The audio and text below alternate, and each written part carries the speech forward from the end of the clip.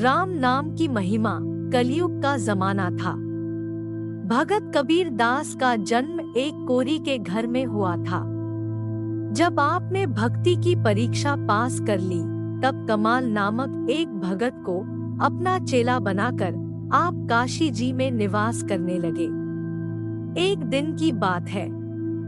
कमाल खड़े थे गंगा महामाई के तट पर और सोच रहे थे कि रामायण यह क्यों कहती है, ब्रह्मा राम ते नामु बड़ वरदायक वरदानी। उस समय कमाल की उम्र 12 वर्ष की थी। बीकानेर का एक श्वेतकुष्ठी सेठ 101 ब्राह्मणों के साथ राम नाम की दुहाई देता हुआ वहां आ पहुंचा।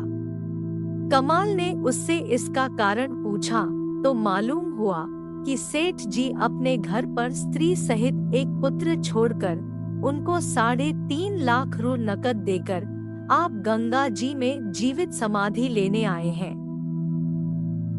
कारण यह था कि सेठ जी ने अपना कितना ही इलाज कराया, लेकिन सफेद कोढ़ से छुटकारा ना हुआ। मन में अपने तन पर घृणा छा गई थी। इसलिए आप घर का इंतजाम करके 1 रुपया रोजाना पर 101 ब्राह्मण साथ ले राम राम कहते कहते पैदल काशी जी आए और श्री गंगा जी में समाधि लेना चाहते थे।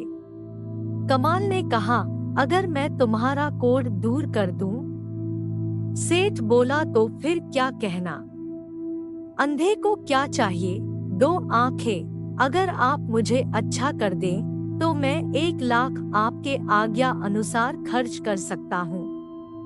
कमाल ने मुस्कुरा कर कहा, रुपए का खप अपने पास रखो, मैं राम नाम की महिमा प्रकट करूंगा।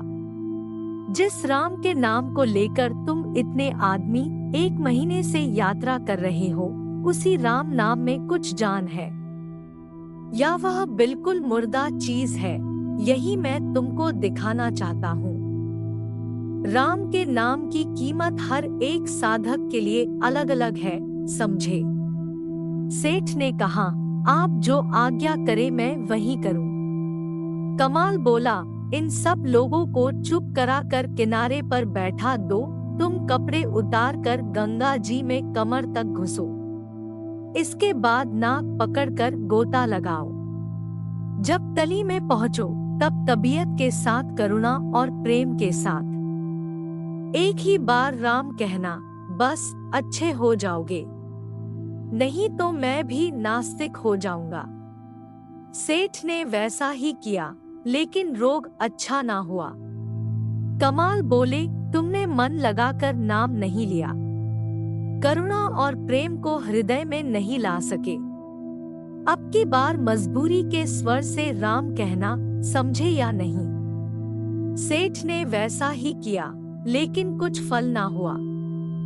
कमाल ने तीसरी बार फिर वही आदेश दिया। जो ही सेठ ने गोता लगाया, त्यों ही कमाल ने उसके सिर पर अपना लोहे का डंडा जमा दिया। खून से गंगाजल लाल होने लगा।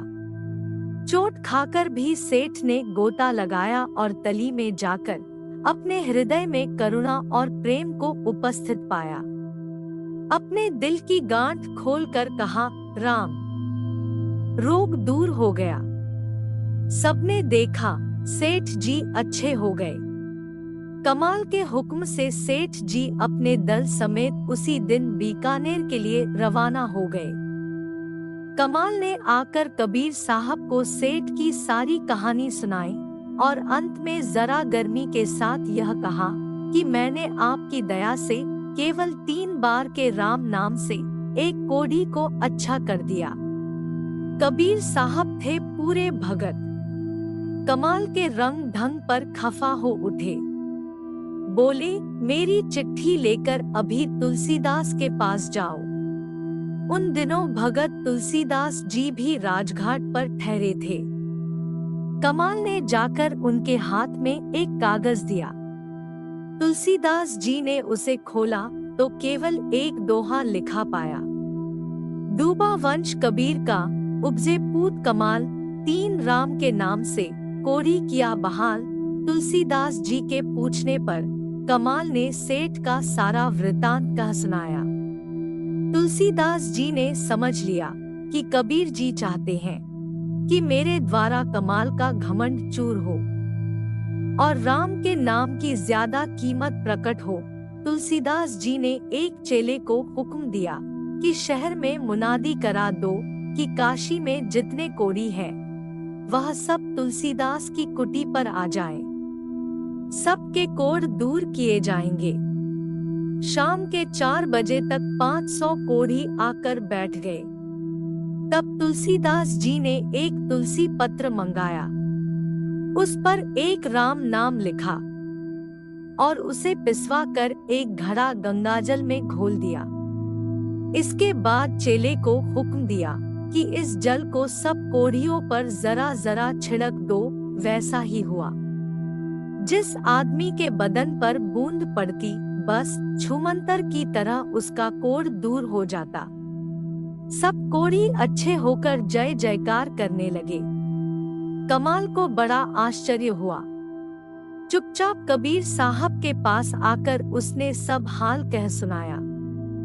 तुलसीदास जी की करतूत पर भी कबीर साहब संतुष्ट ना हुए। बोले, मेरी चिट्ठी लेकर सूरदास के पास जाओ। उन दिनों भगत सूरदास जी गंगा जी के उस पार रेती में पड़े रहते थे। गर्मी के दिन थे, गंगा जी में जल कम था। कमाल ने जाकर उनके हाथ में कागज रख दिया। सूरदास ने कहा, आओ कमाल, तुम्हारे गुरु कबीर जी अच्छे हैं। क्या लिखा है, पढ़कर सुनाओ इसे। कमाल ने पढ़ा। तुलसी जी ने 500 कोढ़ी किए बहाल।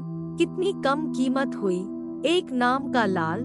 सूरदास जी के पूछने पर कमाल ने सेठ की कहानी सुनाई और फिर तुलसीदास जी का किस्सा कहा। सूरदास बोले, गंगा जी में एक मुर्दा बहा जाता है, उसको पकड़ लाओ। कमाल ने खड़े होकर देखा तो उसे सचमुच मुर्दा बहता दिखाई दिया। कमाल ने सोचा, यह है तो सूरदास, और देखते हैं मुझसे भी ज्यादा। कमाल कूद पड़े गंगा जी में और तुरंत उस मुर्दे को सूरदास जी के पास खींच लाए। सूरदास जी ने मुर्दे का एक कान पकड़ा और अपना मुख उसके कान के पास ले जाकर जो ही र कहा, त्यों ही वह मुर्दा बिजली की तरह लपक कर बैठ गया। कमाल के होश उड़ गए। राम शब्द के तृतीय खंड की यह करामात कि उसके एक अक्षर के सुनने मात्र से मुर्दा भी जी गया। वह आदमी उठकर अपने घर गया। कमाल ने आकर कबीर साहब को सारा हाल कह सुनाया। अंत में कबीर साहब ने कहा, राम का नाम मिट्टी की तरह अमूल्य है और राम का नाम पारस की तरह अमूल्य है। जो जैसा साधक है उसके लिए उतना ही प्रभाव राम नाम में है। राम नाम की महिमा इतनी है। बोलो जय श्री राम।